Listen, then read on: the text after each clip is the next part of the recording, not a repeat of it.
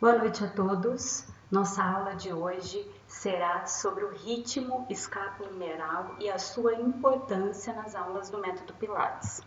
Na aula de hoje nós vamos falar sobre uma revisão da anatomia do complexo do ombro, dos movimentos da escápula, do plano escapular, do ritmo escapulohumeral em si e das diretrizes para trabalhar o ritmo escapulohumeral dentro das aulas de Pilates. Na aula de número 14, eu falei sobre o ritmo escapulohumeral, porém eu não mergulhei tão fundo como é a proposta da aula de hoje. Então vamos comigo. O complexo do ombro, ele é formado por 5 articulações. Eu tenho 3 articulações clássicas, que são as articulações glenohumeral, que é do húmero para a cavidade glenoide, a articulação acromoclavicular, que é da clavícula com a escápula, e a articulação externo-clavicular, que é da clavícula com o externo. E eu tenho 2 articulações que são articulações funcionais, que é a articulação escápulo-torácica, ou seja, o deslize da escápula sobre a caixa torácica, e o espaço, ou a manutenção do espaço subacromial, que é esse espaço que nós temos entre o acrômio e a cabeça do húmero, onde passam as bursas e também o tendão do supraespinal. A escápula, ela se movimenta. E quais são esses movimentos? Elevação e depressão. Então, a escápula pode elevar-se e também deprimir-se. Ela faz também adução, ou seja, aproxima da coluna, né, dos processos espinhosos da coluna, e ela também distancia, fazendo a abdução. Então, a escápula aduz e abduz. A escápula também faz rotação para cima e rotação para baixo. Esse movimento está associado à articulação glenohumeral. Então, quando eu faço a abdução do ombro, a escápula vai fazer rotação para cima. E quando eu faço a adução da articulação glenohumeral, a escápula vai fazer rotação para baixo. Esses movimentos são movimentos comuns, que a gente fala sempre no nosso dia a dia, em que nós trabalhamos nas aulas de Pilates. Porém, nós temos também o tilt anterior, que é essa inclinação anterior da escápula, que ela vai descolar o ângulo inferior do gradil costal, e o tilt posterior, que é o oposto, ele vai encaixar, a escápula dá uma encaixada. Quando que esse tilt posterior acontece? No final da elevação da glenohumeral, a escápula dá uma encaixada e faz esse tilt posterior. E também a rotação interna e externa. Rotação interna é quando a borda medial descola do gradil costal. Então, quando ela vai ficar numa posição que a gente chama de alada. E também a rotação externa, que é quando a escápula encaixa melhor no gradil costal, por exemplo, para iniciar o movimento de abdução do ombro. Esses movimentos são muito importantes para a saúde funcional do ombro. Então, é importante que a escápula faça esses movimentos durante os nossos movimentos funcionais no nosso dia a dia. Vale lembrar a importância do plano escapular. Às vezes eu sei que eu fico até redundante, repetitiva. Nós falamos na live de princípios biomecânicos do método Pilates, falamos também na live que eu revisei as estruturas e os principais mecanismos de lesão do membro superior, mas o plano escapular é de fundamental importância para a saúde do ombro. Então, o plano escapular, ele é o plano em que a escápula gosta de se movimentar. E é nessa posição onde ela vai ficar um pouco à frente, o braço, ao invés de ficar 0 graus aqui do plano frontal, bem do lado do corpo, ele vai ficar um pouco à frente. E com a palma da mão virada para frente. Então, eu estarei ou com a minha articulação glenohumeral em posição neutra, né, na posição anatômica, palma da mão virada para frente, ou eu vou estar em rotação externa da glenohumeral, com o braço supinado. Nessa posição, eu tenho um melhor posicionamento da articulação glenohumeral e eu consigo uma melhor mobilidade tanto da articulação glenohumeral quanto da escápula e das outras articulações. Então, estarei um pouco à frente no plano frontal.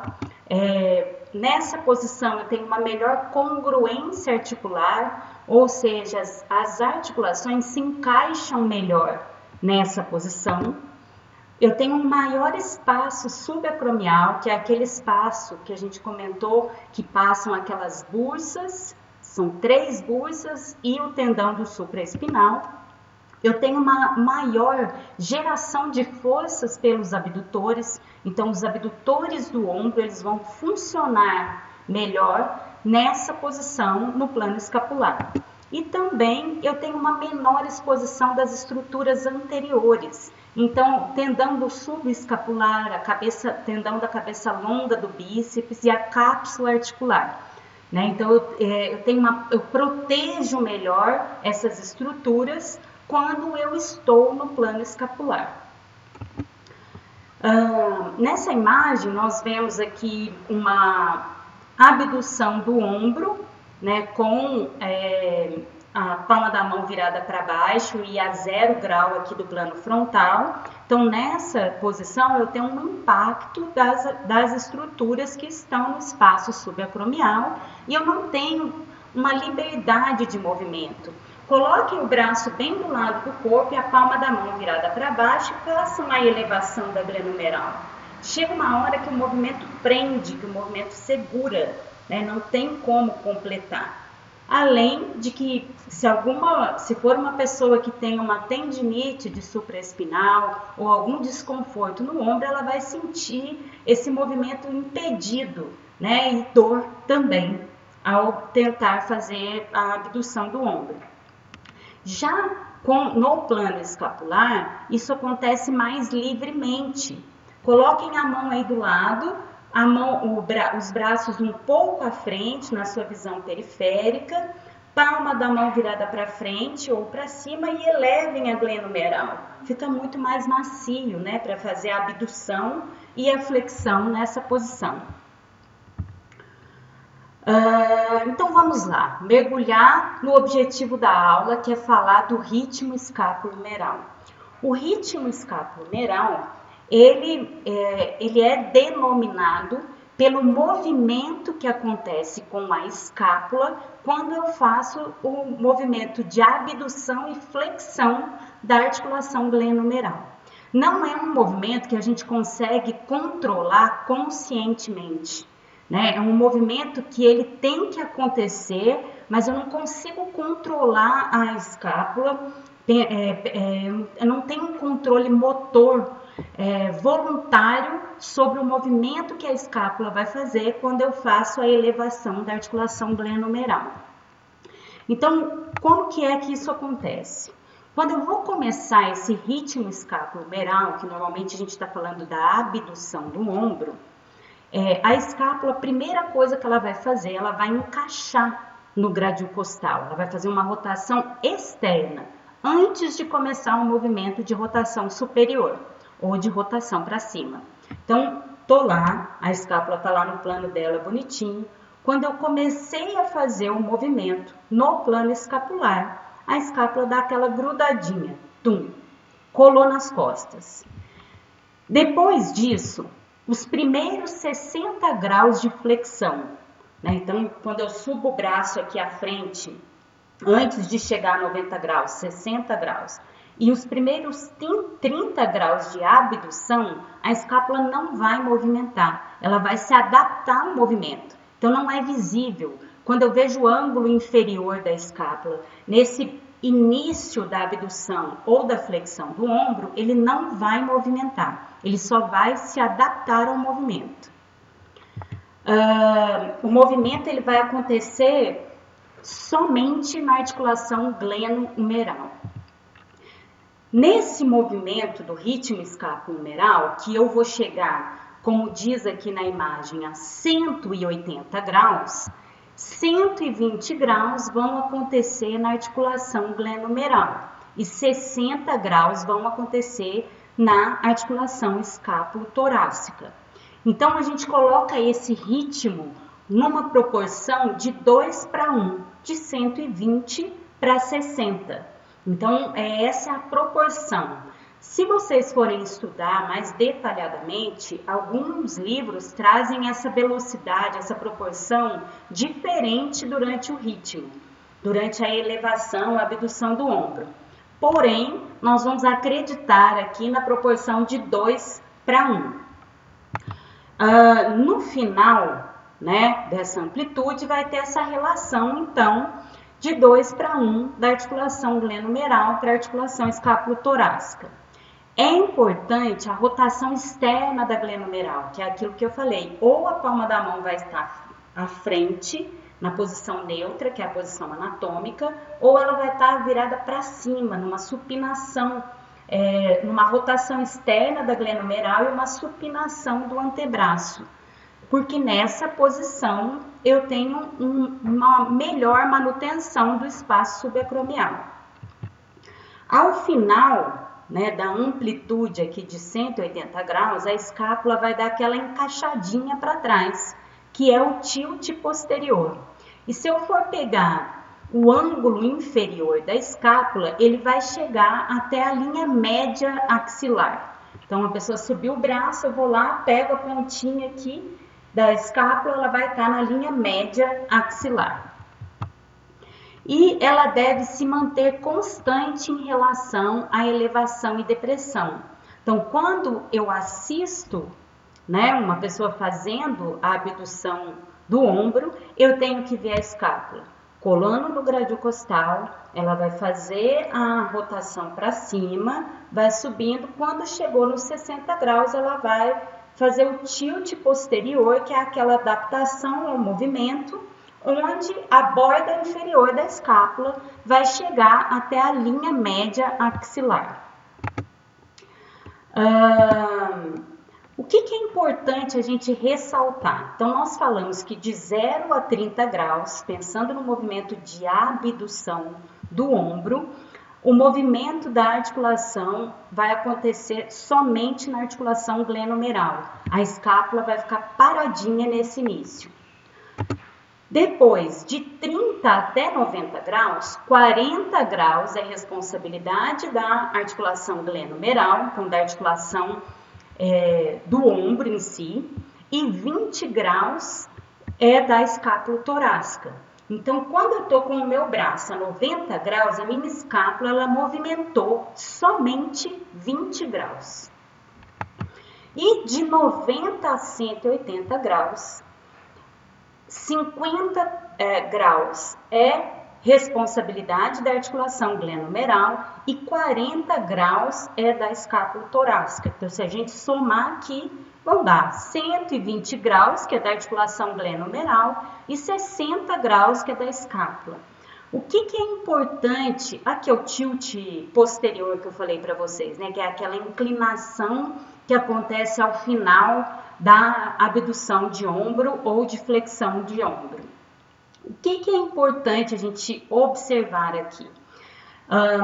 Se eu quero melhorar a amplitude, né, o movimento da articulação escápulo-torácica, eu tenho que movimentar a articulação glenohumeral acima de 90 graus. Então, o que eu vejo muito no meu dia a dia é os professores com medo de fazer a elevação de ombro e trabalhando sempre até 90 graus.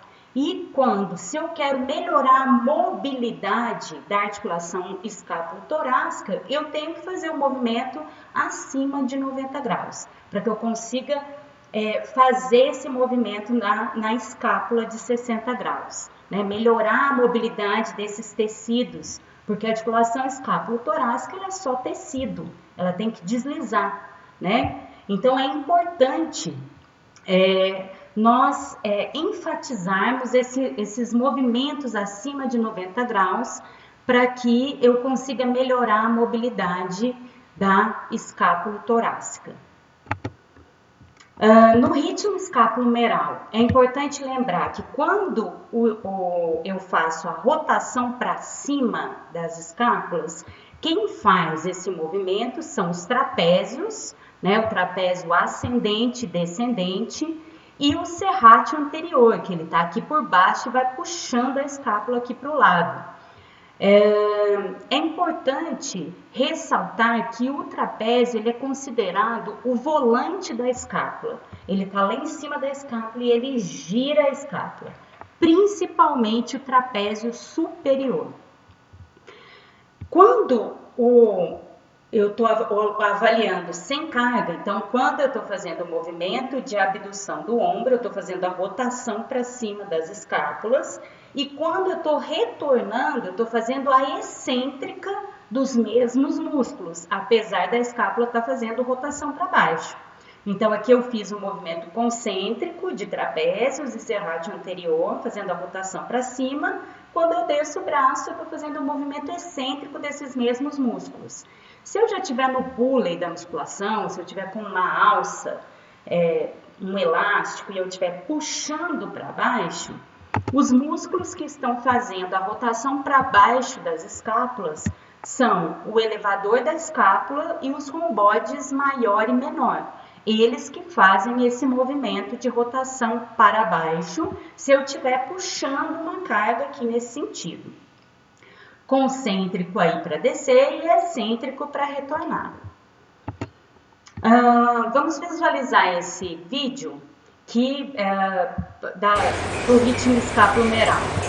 Então ele subiu os braços e retornou. Vamos observar aqui o que vai acontecer com essa escápula.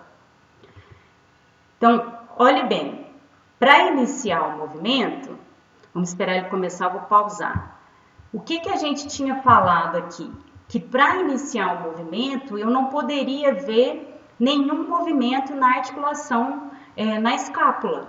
E o que acontece quando ele começa o movimento? A escápula dele aduz. Então, olha só, a escápula vai aduzir para depois rodar para cima. Notem que até 90 graus, que a gente falou que a escápula já teria que ter um movimento de 20 graus, a escápula dele não movimentou nada em rotação para cima. O que isso significa? Que a escápula está movimentando de menos e o húmero, a articulação glenohumeral, está movimentando demais.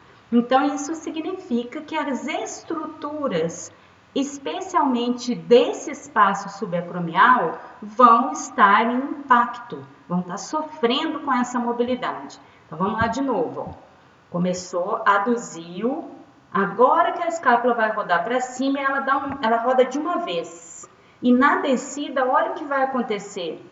A escápula dele vai alar, né, descolar do grádio costal, mesmo antes dele terminar o movimento. Então, quando no retorno, notem que quando ele está a 90 graus do retorno, a escápula dele já chegou praticamente toda, e aí ela precisa dessa adaptação ao movimento, que é onde ela faz essa coisa estranha, que é um alamento da escápula na descida da articulação glenohumeral. Então, é importante nós avaliarmos se o movimento da escápula, ele acontece como foi mencionado anteriormente, até 30 graus de abdução ou 60 graus de flexão, sem movimento visível na escápula, ela só vai dar aquela coladinha, só a glenohumeral que vai movimentar. Até 90 graus a escápula foi só um pouquinho para fora, então são 20 graus. Quando eu chego na amplitude máxima de 180 graus, eu tenho que ver esses 60 graus de movimento da escápula e o ângulo inferior encaixando na linha média escapular. Quando eu faço o controle excêntrico desse movimento, a escápula ela tem que simplesmente retornar até a posição inicial, né, do movimento, e não fazer essa adaptação que acontece. Normalmente, Na fase excêntrica do movimento é que a gente consegue identificar, né, as disfunções de movimento da cintura escapular. Então, quais as diretrizes, né, que eu quero trazer hoje para nossas aulas de Pilates, do ritmo escapulohumeral? Primeiro, eu preciso fazer uma avaliação estática do posicionamento das escápulas. Eu preciso saber se essa escápula está bem posicionada em relação à elevação e depressão, abdução e adução e rotação superior e inferior. Então, eu tenho que saber qual que está o posicionamento da escápula. E também, não sei porquê, sumiu tudo aqui, mas eu vou continuar falando assim mesmo. Eu tenho que então fazer essa avaliação estática e também dinâmica da cintura escapular, da coluna cervical e da coluna torácica. Por que é importante? Porque os músculos são em comum da coluna cervical e da coluna torácica, e esse final da amplitude de abdução e flexão, eu tenho que ter uma extensãozinha da coluna torácica. Então, é importante avaliar também a coluna cervical e a coluna torácica para ter uma avaliação mais precisa do complexo do ombro. É importante também avaliar a mobilidade, tanto do ombro quanto da coluna torácica, né? Então, eu tenho que saber como que está a mobilidade de todas aquelas articulações. Então, nós falamos da esternoclavicular, da acromioclavicular e da glenohumeral. Como é que está movimentando? Coloca a mão na clavícula e faz a abdução do ombro. A clavícula está movimentando, girando quando você faz a elevação da glenohumeral, ela tem que movimentar. Então, muitas vezes, principalmente quando eu comecei a trabalhar com Pilates, né, e eu também venho da dança, eu sempre ouvia a expressão de que tinha que empurrar o ombro para baixo, sobe o braço e empurra o ombro para baixo. Quando eu empurro o ombro para baixo, eu estou tirando, né, o movimento da clavícula.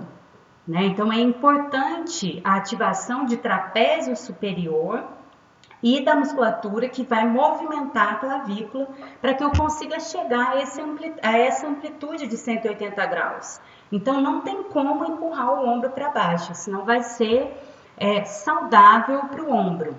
Então, até 90 graus, é lógico que ele não vai elevar, mas a partir de 90 graus, que eu tenho um movimento maior da articulação acromioclavicular e esternoclavicular, eu tenho que sentir a clavícula movimentando e o ombro vai chegar um pouquinho mais perto da orelha.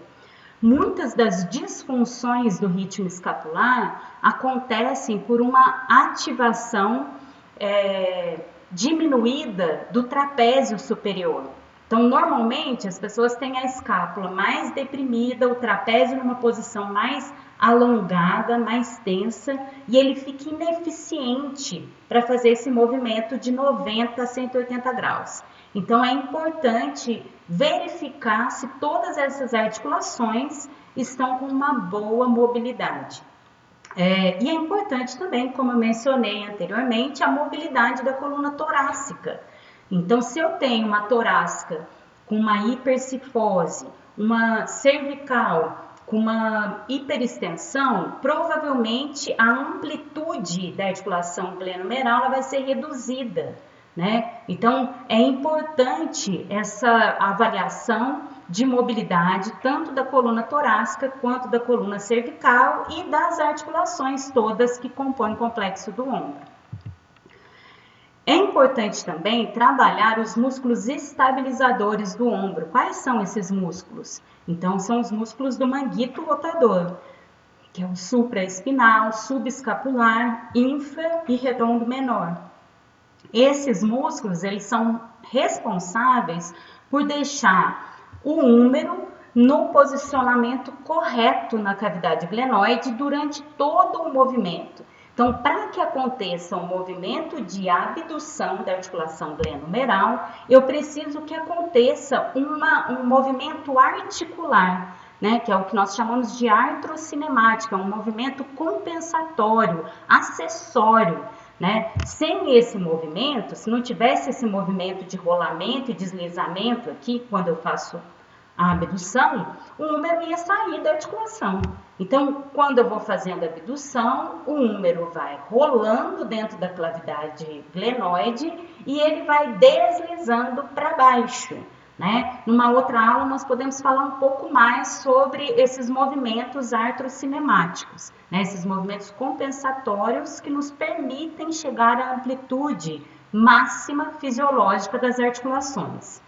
E também é importante trabalhar os estabilizadores da escápula, que aqui eu gostaria de destacar o serrátil anterior, que ele tem uma função de deixar essa escápula colada no grádio costal e de fazer esse movimento de rotação superior da escápula durante a abdução do ombro.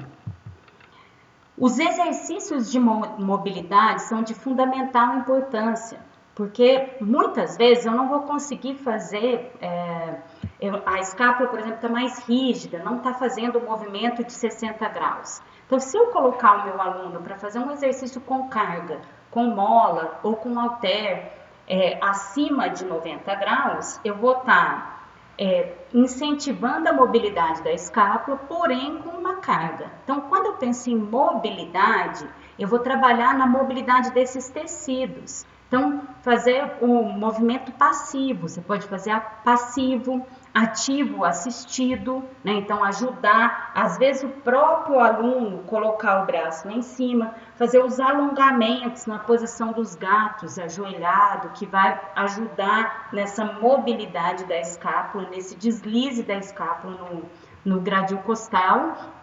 E também os exercícios, por exemplo, de posicionamento da caixa torácica, que a gente faz a elevação, né, a flexão aqui da articulação glenomeral.